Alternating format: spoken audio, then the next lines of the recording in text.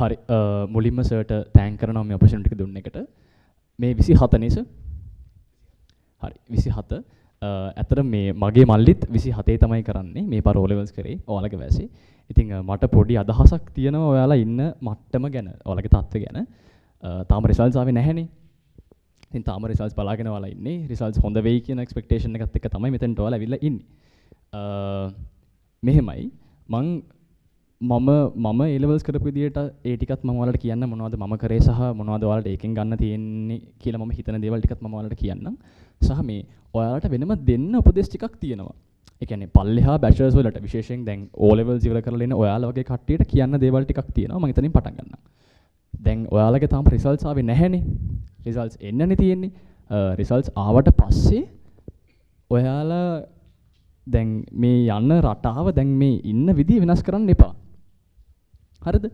Results ආව ගමන් සමහර කට්ටිය දැන් 9 days ඒකත් එක්ක දැන් අර ඒක සෙලිබ්‍රේට් කරනවා ගෙවල් වලින් අර එහෙම වෙලා නිකන් කට්ටිය හිතනවා දැන් ඒ නමයක් තියෙනවා. මේකනේ ඔයාලා දැනට මුණ දීපු අර ලොකුම රජයේ විභාගය වෙන්නේ. එතකොට මේ ඒකට හොඳට ෆේස් කරා A level නම් නිකන් ගේමක් නෑ වගේ එකක් ඔයාලා හදා ගන්නවා. හරිද? දැන් අපේ ඉස්කෝලේ රෑන්ක් එක බලනවා O levels වලින්. එයාලා ගෙන්න ගන්නවා රෑන්ක් ලිස්ට් එකක්. ඉතින් මම ඉස්කෝලෙන් සෙකන්ඩ් මගේ රෑන්ක් එක. ඒකත් එක්ක නිකන් මම හිතුවා මේ A level නම් ගේමක් නැහැ වගේ එකක් එක පොඩ්ඩක් අර එහෙම එකට යන්න එපා. එහෙම එකට යන්න එපා. A level කියලා කියන්නේ ලොකු එක්සෑම් එකක්. ගොඩක්ම කම්පිටිටිව් එක්සෑම් එකක්. ඒ කියන්නේ ඒකේ කම්පිටිෂන් එක වලට තේරෙන්නේ නැහැ එක්සෑම් ලියනකම්ම සමහරක් වෙලාවට. දැන් මගේ හොඳම යාළුවෝ ඉන්නවා ඒ තුනක් තියෙනවා. ඒත් මෙඩිසින් යන්න Z එක මදි වගේ. ඔයා කොච්චර හොඳට වැඩක් නැහැ perform කරත් අනිත් කට්ටිය ඔයාව අවුට් perform කරොත් එහෙම. ඔයා හොඳටම විභාග ලිව්වට තේරුමක් නැති වෙනවා වෙන කෙනෙක් ඔයාට වඩා හොඳින් කරලා නම්. ඒ නිසා මෙතනදී ඔයාගේ 100% දෙන්න ඔයාට සිද්ධ වෙනවා. අර O levels වලදී වගේ හැමෝට මේ නමයක් ඇවිල්ලා ප්‍රශ්නේ විසඳෙන්නේ නැහැ. ඔයා හොඳට කියන්නේ ඒ තුනක් කියලා කියන්නේ ගොඩක් හොඳ රිසල්ට් එකක් නේ. ඒ වුණත් මෙඩිසින් යන්න මදි වෙන අවස්ථා තියෙනවා. ඒක නිසා ඔයාලට සිද්ධ වෙනවා සෑහෙන හොඳින් මේකට ෆේස් කරන්න සහ ඔයාලගේ 100% මේකට දෙන්න. දැන් රිසල්ට්ස් ආපු ගමන් ඔයාලා කරන වැරදි ටිකක් තියෙනවා.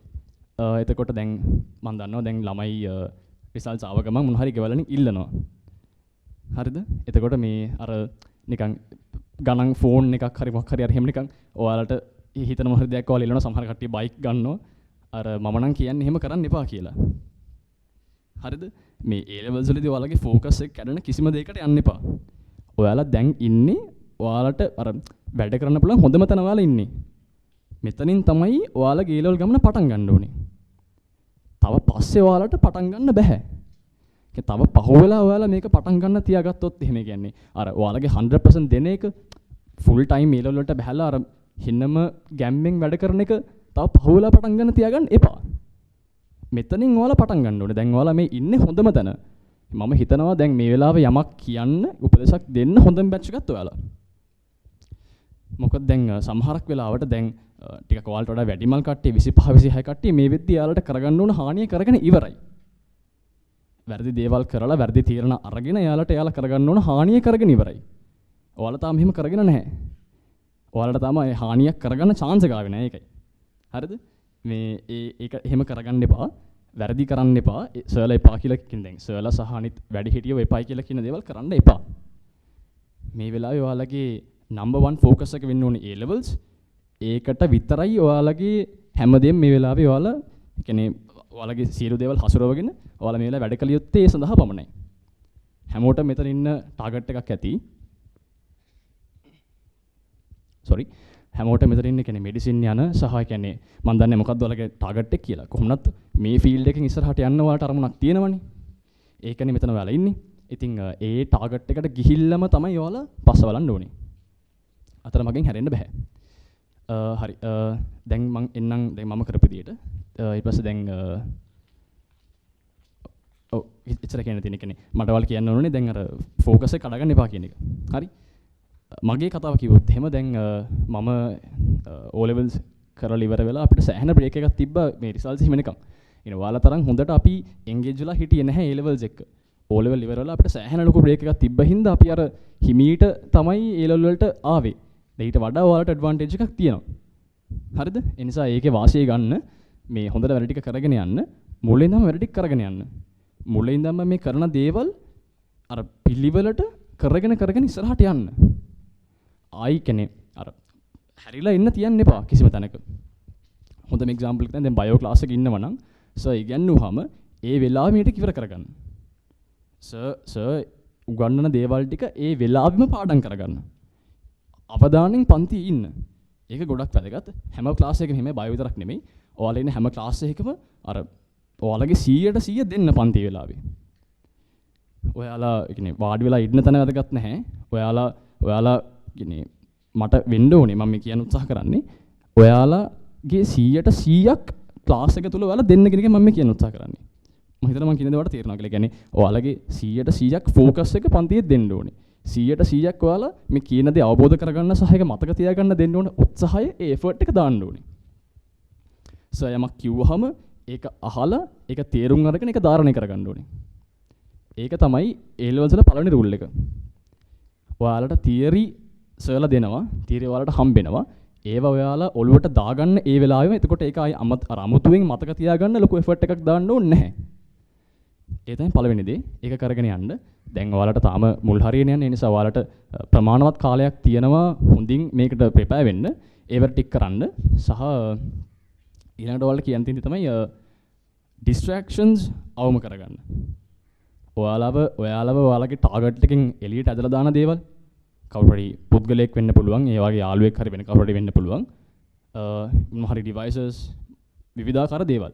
මොන හරි දේවල් වලින් ඔයා distract වෙනවා නම් ඔයාගේ අවසාන ටාගට් එකට ඔයාට යන්න දෙන්නේ නැතුව ඒවෙන් ඔයාව අල්ලගෙන ඉන්නවා නම් හිර කරගෙන ඉන්නවා නම් ඒ දේවල් වලින් ඔයා ඈත් වෙන්න ඕනෙමයි. ඒක අත්‍යවශ්‍යයි. අන්තිම කාලේදී මම මගේ ෆෝන් එක සම්පූර්ණයෙන් අයින් කරා. ඒ කියන්නේ එක ලැප්ටොප් එකක් තියාගත්ත ක්ලාසස් කියන්නේ රෙකෝඩින්ග්ස් එහෙම බලන්න. ඒ අරෙන්න කියන්නේ පෝටබල් ඩිවයිස් එකක් මම පාවිච්චි කරේ නැහැ. පුළුවන් නම් ඔයාලා මුලින් ඉඳන්ම ෆෝන් එකක් හරි මොකක් හරි පෝටබල් ඩිවයිස් එකක් යූස් කරන එක නවත්තන්න.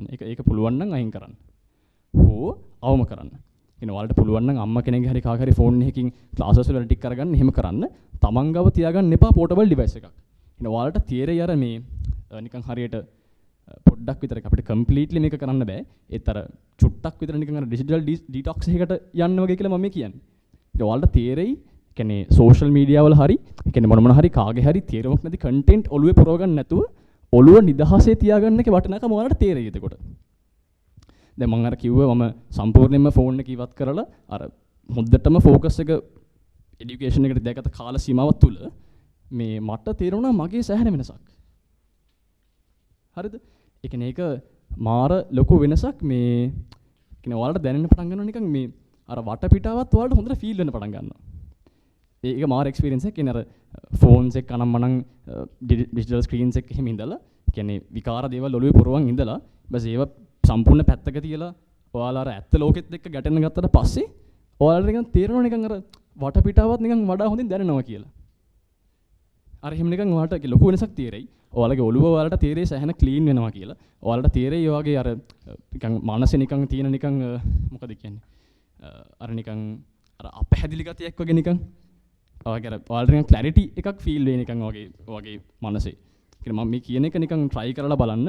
අඩුමතරේ මාසයකටවත් ඔයාලගේ පොඩි ඩිජිටල් ඩිවයිසස් ස්ක්‍රීන්ස් අනම්මනම් ඈඩ් කරලා කියන්නේ අර මේ ප්‍රායෝගික ලෝකේ ජීවත් වෙන්න උත්සාහ කරන්න. මිනිස්සු ජීවත් වෙන්නේ ප්‍රායෝගික නැති නිකන් virtual ලෝකෙක. ඒක ඇත්ත ලෝකෙ නෙමෙයි. මේ ජීවත් වෙන මේ ලෝකේ අර කියන්නේ මේ පරිසරේ ෆීල් කරන්න. මේ අපි මේ ඉන්න වටපිටාව ගැන අවබෝධයෙන් ජීවත් වෙන්න. ඒක මට දෙන්න පුළුවන් හොඳම ඇඩ්වයිස් එකක්. ඔයාලා හිතන්නේ නැති විදිහට ඔයාලගේ ජීවිතේට පොසිටිව් ඉම්පැක්ට් එකක් කරයි ඒකෙන්. ඔයාලා හිතන්නේ නැතරම් වෙනසක් ඔයාලා තුල වෙයි. ඔය දැනට ඔයාලා ගාව තියෙන ෆෝන් සහ අනිත් දේවල්. කියන්නේ මෙතනට ගොඩක් ඒවා දාලයි. කියන්නේ ඩිජිටල් ස්ක්‍රීන්ස් වලින් කොහොමත් ඔයාලා බලන්නේ කාගේ හරි කන්ටෙන්ට් නේ. කවුරු හරි YouTube කෙනෙක් හරි කවුරු හරි කෙනෙක් සල්ලි හොයාගෙන දාපු කන්ටෙන්ට් නේ ඔයාලා බලන්නේ. ඒව ඔයාලට තේරුමක් නැහැනේ. කියන්නේ 99%ක්ම වෙලාවට ගොඩක් වෙලාවට කියන්නේ අනිවාර්යෙන්ම ඉතින් 100%ක්ම වෙන්නත් පුළුවන් තේරුමක් නැති වෙන බලන්නේ.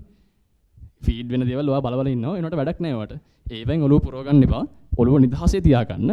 මේකට හරියට ෆේස් කරන්න. වැඩ මිස් කරගන්න එපා. ඒක තමයි කියන්න තියෙන ලොකුම දේ. තාම ඔයාලා ඉන්නේ මුල් හරිය නිසා ඔයාලට කොහොමදත් ගැටලුවක් නැහැ. කරන ටික පිළිවෙලට කරගෙන යන්න. ක්ලාසස් වල ඉද්දි ඒ වැඩ ටික හරියට කරගන්න. තියරි යන හරිය දැන් හිතන්නකෝ ගන්නකෝ සබ්ජෙක්ට් එකක් ෆිසික්ස් වගේ. ගන්නකෝ සබ්ජෙක්ට් එකක් ෆිසික්ස් වගේ. එතකොට ඔයාලා තියරි ඉගෙනගෙන ඒත් එක්කම ප්‍රශ්න ටිකත් කරගෙන යන්න. හරිද? පාස් පේපර් ක්වෙස්චන්ස් කරන්න. ඒවා මිස් කරගන්න එපා. පාස් පේපර්ස් කරන එකෙන් ඔයාලට ලොකු අවබෝධයක් වෙනවා ප්‍රශ්න හැදෙන්නේ කොහොමද මේ එක්සෑම් එකට ෆේස් කරන්න කියන එක ගැන. ඒ නිසා පාස් පේපර්ස් කරන එක නම් අත්‍යවශ්‍යයි. ඒක මිස් කරගන්න එපා. ඊට පස්සේ දැන් ඔයාලට ප්‍රශ්න තියෙනවා නම් අනිවාර්යයෙන්ම සර්ලගෙන් වැඩිහිටියන්ගෙන් සහ දැන් ඉස්කෝලේ පටන් ගත්තාම ඉස්කෝලේ ගුරුවරුන්ගෙන් අහලා ඒවා විසඳ ගන්න. ප්‍රශ්නත් එක්ක ඉස්සරහට යන්න එපා. ප්‍රශ්න මතුවෙන ඕනෑම තැනකදී ගුරුවරුන්ගෙන් අහලා ඒක විසඳ ගන්න. විසඳගෙන තමයි ඉස්සරහට යන්න ඕනේ. තව ඉතින් ඔයාලට කියන්න තියෙන්නේ හොඳට වැඩ ටික කරගන්න කියලා තමයි. දැන් ළමයි අහන්න නැති නිසා මම අහන්නම් ප්‍රශ්න. ඕක දැන් A level කියන්නේ පුතා ජර්නි එකක් නේ. අපිට ඕක එකම විදිහට ලස්සනට එක මට්ටමකින්ම අරගෙන යන්න බෑ. දැන් උදාහරණයක් විදිහට පළවෙනි වාර විභාගය කියන්නේ සමහරුන්ට ලොකු බ්‍රේක් ඩවුන් එකක්. හරි? ලකුණු 90 ගණන් 80 ගණන් O level වලට අරගෙන ඊට පස්සේ A level සමානට පළවෙනි වාර විභාගයට එකපාරට ලකුණු 30 ගණන් වලට වගේ වැටෙන්න පුළුවන්. අර ඒ වගේ මේ ජර්නි එක ඇතුලේ ups and downs. එහෙම එනකොට කොහොමද ඒකට ඔයාලා ෆේස් කරේ කියලා කෙටියෙන් පොඩි පැහැදිලි කිරීමක් කරන්න.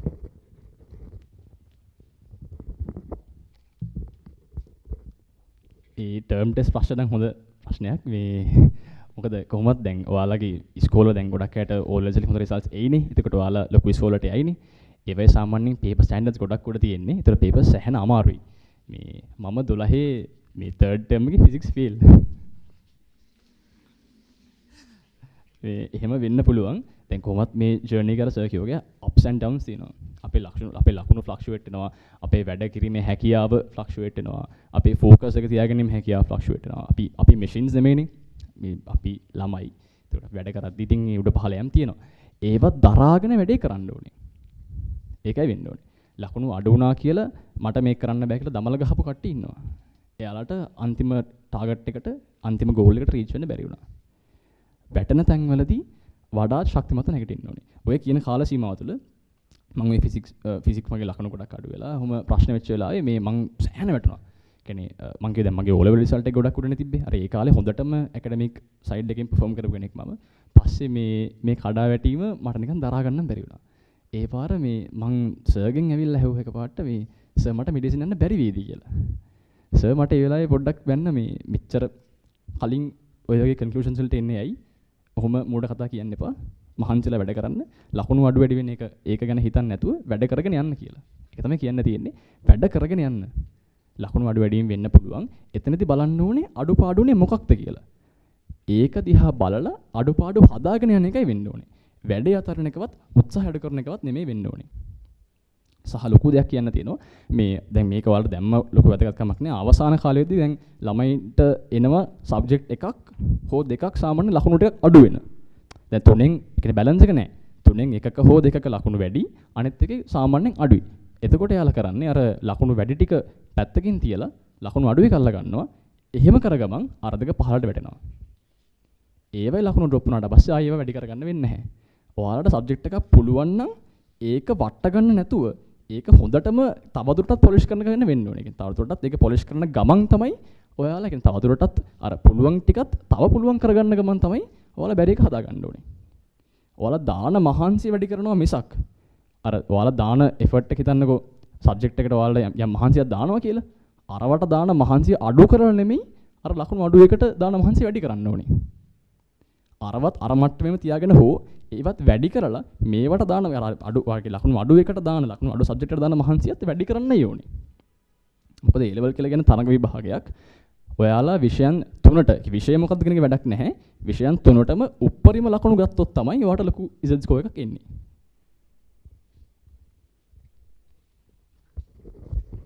right එයාගේ අවවාද වලට තෑන්ක් කරන්න එකක් දෙන්න. right ඊට පස්සේ අපි